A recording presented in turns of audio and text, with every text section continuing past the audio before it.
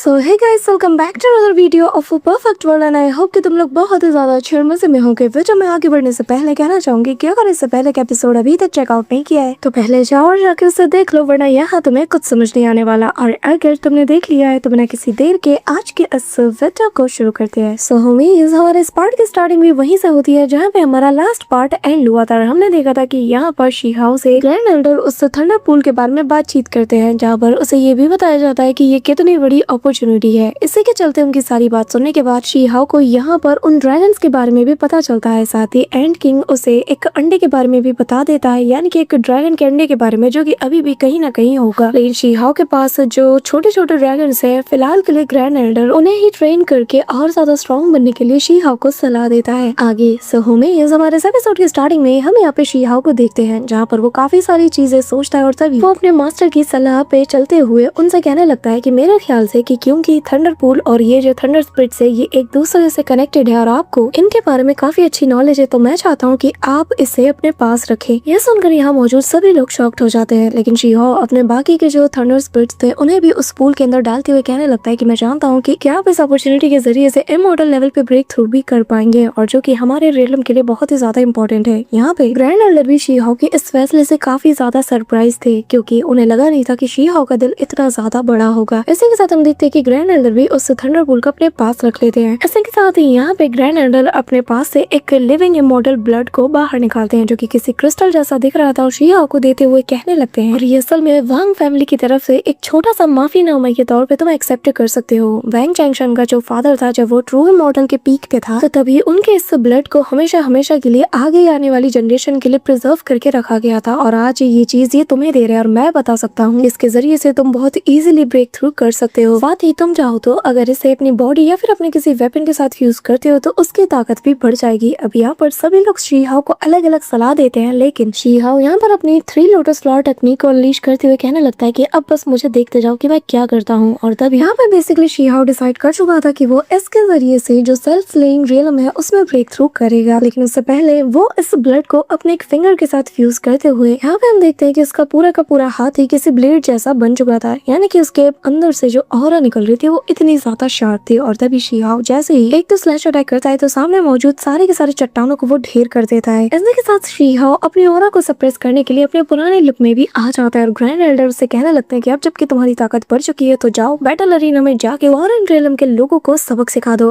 तब यहाँ पे हमें बैटल अरीना के पास एक लाइन किंग को दिखाया जाता है, जो कि फॉरेन रियलम का एक काफी एक्सपर्ट कल्टिवेटर है, और यहाँ उसका सामना ग्रीन फीनिक्स फेरी कर रही थी। अब यहाँ पे हम देखते हैं कि वो इन सब की हालत खराब कर देता है और इन सभी से कहने लगता है कि अगर आज तुम्हारा वो हुआंग मैदान में नहीं आया ना तो मैं सबके सामने ऐलान करता हूँ कि मैं जब तक हुआंग को न पालूं मैं सब कुछ बर्बाद कर दूंगा। अब तभी वो जैसे ही उस ग्रीन फीनिक्स फेरी के ऊपर हमला करता है तभी बीच में शी-हाओ आ जाता है। अब क्योंकि इसका लुक और इसकी ऑरा काफी ज्यादा चेंज हो चुकी थी तो यहाँ पर कोई भी इसे डिटेक्ट नहीं कर पाता। सभी इसे कोई नन्ना मुन्ना कल्टिवेटर समझ रहे थे, लेकिन यहाँ पे हम देखते हैं कि वो जो लाइन किंग था वो शी-हाओ को कमजोर समझते हुए उसे प्रोवोक करने की कोशिश करता है, लेकिन शी-हाओ सीधा जाता है और उसके ऊपर दे-दनादर मुक्कों की बारिशें करने लगता है। अब इस दौरान ये जो लाइन किंग था ये एक पॉइजनस स्मोक का भी यूज करता है, जिसके चलते वो सभी को यहाँ पे कम्प्लीटली सील कर पाए, यहाँ तक कि शी-हाओ भी इसके चपेट में आ जाता है। लेकिन तभी वो खुद को संभालते हुए कहने लगता है कि अब वक्त आ गया है कि मैं अपने नई टेक्निक का यूज करूँ, यानी कि उस स्लेइंग स्वॉर्ड का, जहाँ शी-हाओ अपने हाथ को एक ब्लेड में कन्वर्ट करते हुए इतनी बेरहमी के साथ लाइन किंग की बॉडी को डिस्ट्रॉय करता है कि फॉरेन रियलम के कल्टिवेटर इसे गॉड स्लेयर नाम का टाइटल देते हैं, क्योंकि लाइन किंग काफी ज्यादा पावरफुल एक्सपर्ट्स में शुमार किया जाता था, और आज उसके सामने ही एक छोटे से कल्टिवेटर ने उसकी बॉडी को पलक झपकते ही डिस्ट्रॉय कर दिया था। सभी लोग यहाँ पे डर के मारे पीछे हटते हैं, लेकिन शी-हाओ यहीं पे नहीं रुकता। वो तो यहाँ पर अपनी कुन-फेंग टेक्निक, जिसके और फॉर्मेट को चेंज करते हुए वो यिन और यांग की तरह यूज करते हुए फॉरेन रियलम के कल्टिवेटर के ऊपर कहर बरपाना शुरू कर देता है। लिटरली पलक झपकते ही वो आधे से ज्यादा लोगों को निपटा चुका था। अब यहाँ शी-हाओ ने इतना सारा बवाल मचाया था कि कुछ टॉक के एक्सपर्ट्स भी यहाँ अपीयर हो जाते हैं, और ये जो 2 एक्सपर्ट थे ना, इनमें से जो दूसरा वाला था जिसे कि रॉक किंग कहा जाता है, यहाँ पे शी-हाओ इसे आते साथ ही निपटा के रख देता है, क्योंकि शी-हाओ की यहाँ पे सटक चुकी थी। और यहाँ जब उसने अपने उस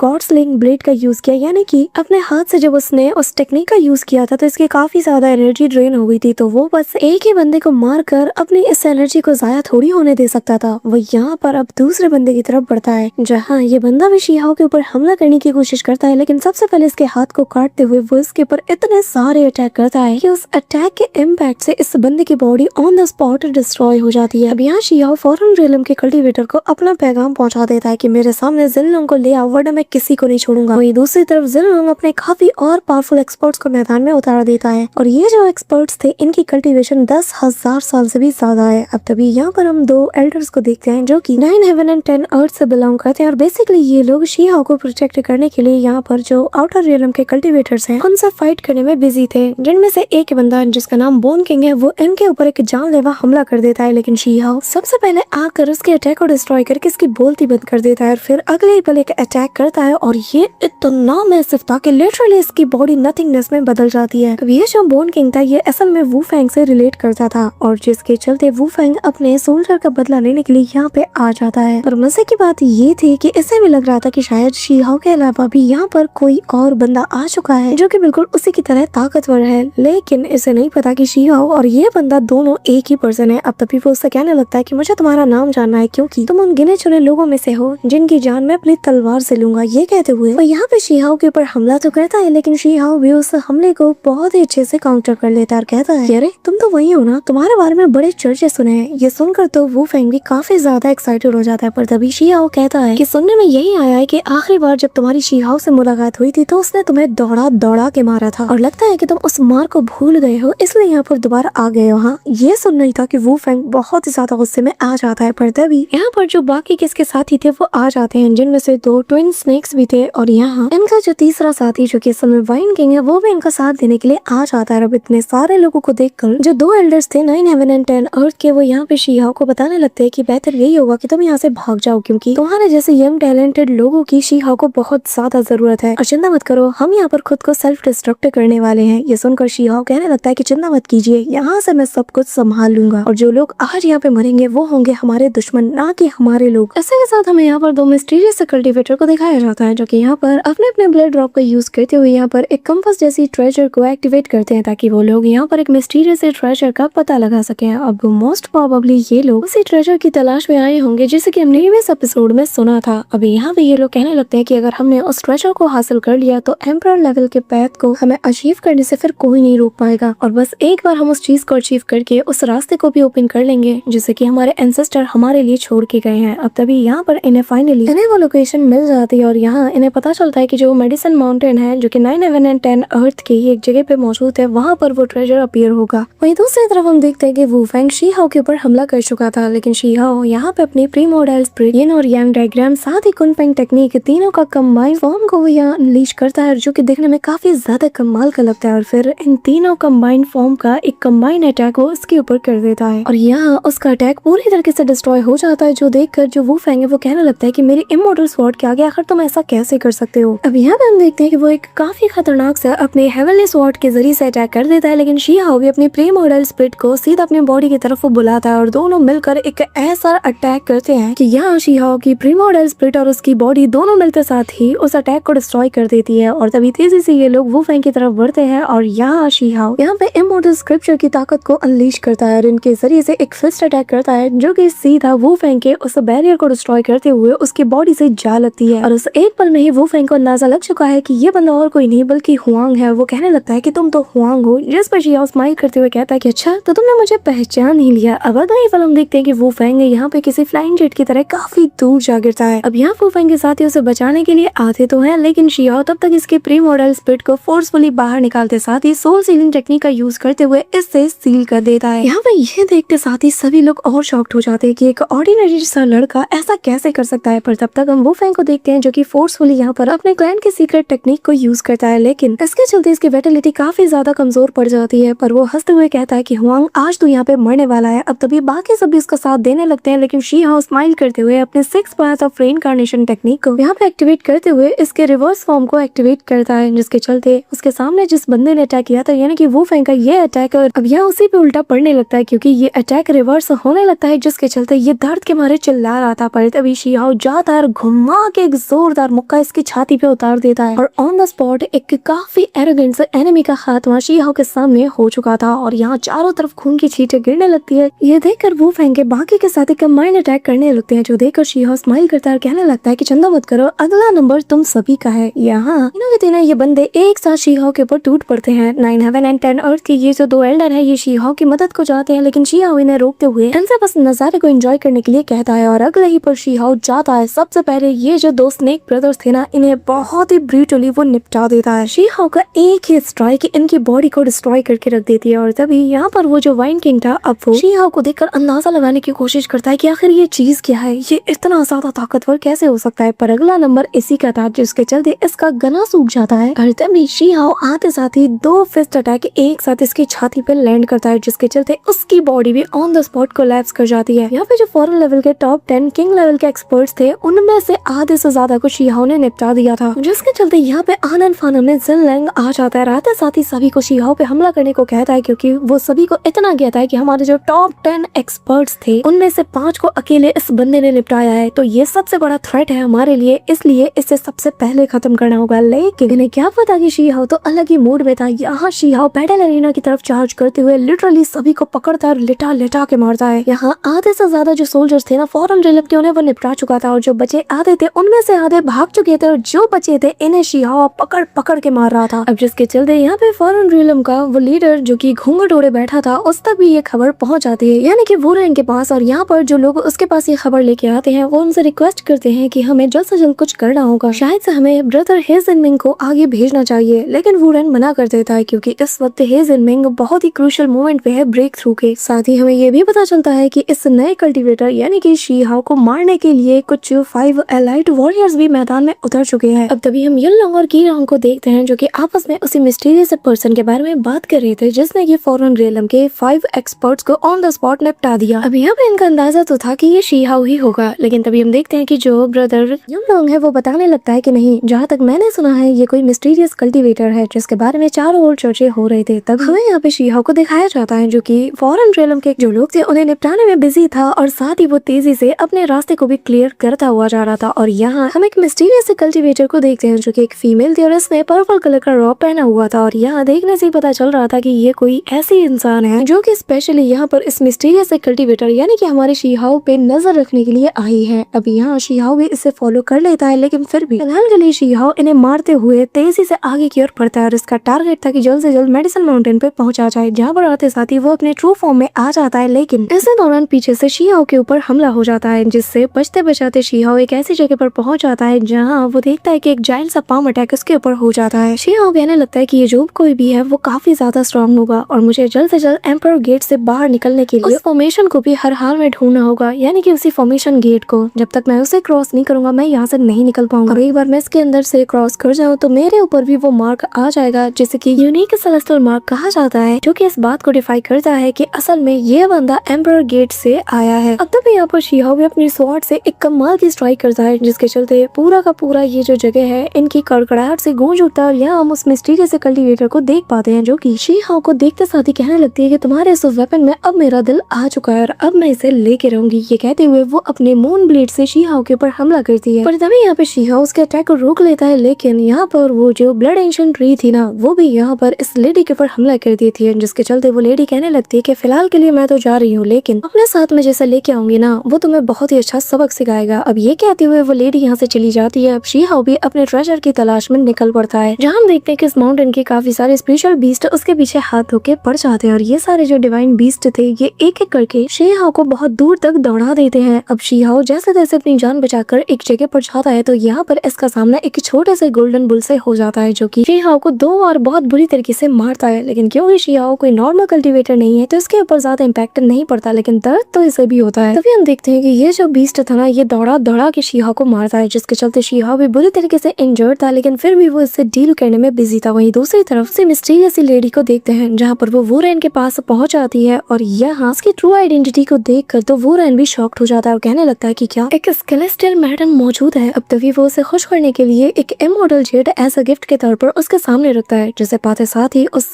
इमॉर्टल जेड के अंदर जो फॉरेन रियलम की एनर्जी थी उसे वो काफी इंटेंस अमाउंट में फीड कर पाती है। और यहाँ पर वो कहने लगती है कि मैं तुम्हारी मदद करूंगी, बस मुझे और मेरे लोगों को इस रियलम में भी जगह चाहिए, जिससे वुरेन मान जाता है और उसका शुक्रिया अदा करता है। जिसके बाद वो लेडी यहाँ से जाने लगती है, लेकिन जाने से पहले वो उसे एक छोटा सा स्पिरिचुअल वॉल भी देती है और बताती है कि ये तुम्हारे काम आएगा और याद रखना जब जब मेरे क्लैन की तुम्हें जरूरत पड़ेगी तो मेरे आदेश पर मेरा क्लैन तुम्हारा साथ देने के लिए खड़ा रहेगा, बस तुम्हें एक बार हमें इन्फॉर्म करना है। अभी यहाँ वुरेन जैसे जैसे ही उस चीज को देखता है तो वो इमीडिएटली इसे शैटर्ड कर देता है, जिसके चलते यहाँ पर पर्पल कलर का एक बहुत बड़ा सा पोर्टल बनता है, जिसके उस पार वो देख पाता है कि आखिर हुआंग की एग्जैक्ट लोकेशन क्या है। बेसिकली शीहाओ की जो करंट की लोकेशन है उसी को इस लेडी ने इसके साथ शेयर किया था ताकि ये लोग अपने सबसे बड़े दुश्मन यानी कि हुआंग को घेर के मार पाए। अब वो रैंक खुशी के मारे यहाँ पर अपनी पूरी की पूरी आर्मी को इकट्ठा कर लेता है और सभी को बताने लगता है कि आज हम हमारे फॉरेन रियलम के सबसे बड़े थ्रेट हुआंग को मिटा के रख देंगे। सब के सब मेरे कमांड पर अभी के भी इकट्ठा हो। हम सभी लोग मेडिसिन माउंटेन में जाकर उस लड़के हुआंग को मौत के घाट उतार देंगे। सो होमीज हमारा आज का ये पार्ट तो यहीं पे एंड होता है, लेकिन इसके नेक्स्ट पार्ट में काफी ज्यादा मजा आने वाला है। बट इससे पहले वीडियो को लाइक करके चैनल को सब्सक्राइब करना मत भूलना। So that's all for today guys. I hope कि तुम सबको आज की वीडियो काफी ज्यादा पसंद आई होगी। अगर हाँ तो वीडियो को लाइक करना, चैनल पर नया हो तो सब्सक्राइब करना। तो मिलते हैं नेक्स्ट वीडियो में, कब तक के लिए बाय।